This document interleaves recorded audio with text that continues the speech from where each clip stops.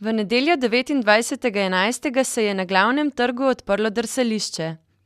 Slavnostno sta ga otvorila direktorica Agencije za turizem in podjetništvo dr. Andreja Eržen in župan Kamnika gospod Tone Smolnikar.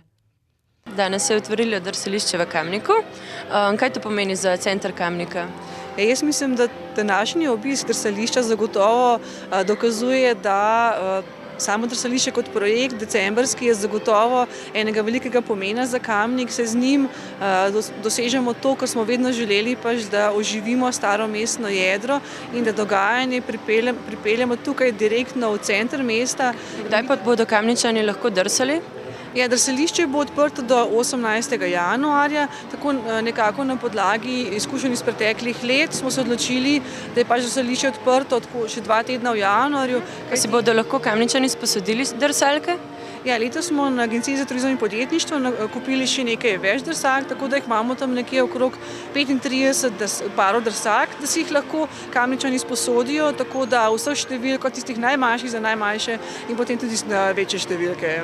K sodelovanju v kulturnem programu so povabili domača društva, od mestne godbe Kamnik, pevski zbori, mažoretke, plesne skupine, tako da bo cel december bo izredno pestro in ravno to se mi zdi letos ena pomembna dopolnitev, da bodo v programu sodelovale predvsem domače skupine. Pozdravljeni, gospod župan.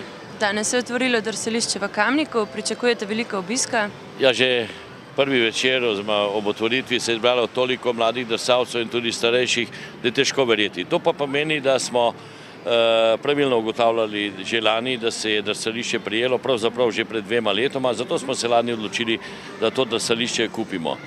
Mislim, da je to ena točka, ki bo združevala in mlade in stare in vse tiste, ki tudi ne drsajo, kajti ta trg, glavni trg sredi mesta je pravzaprav neka točka, mi rečemo trefpunkt, in to je tisto, kar me veseli, da mesto oživi, da seveda se veliko dogaja in na koncu, da seveda tudi tisti, ki imajo radi šport, drsanje, zimsko veselje, občutijo, da tudi župan sodelavci zna poskrbeti za nje. Pa se boste tudi vi podali z drsalkami na drsališče?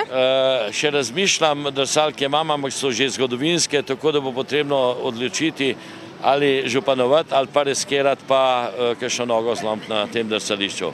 Potem pa srečno, če boste poskusili. Hvala lepa. Za spektakel na ledu so poskrbeli drsalci Lucky Luka.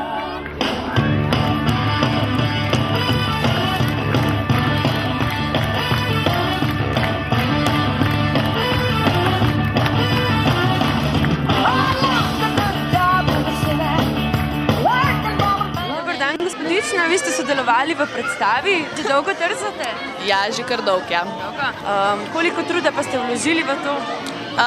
Ja, priprave so trajale kar par mesecev, tako smo se mogli, veliko svojega prostega časa smo si mogli vzeti.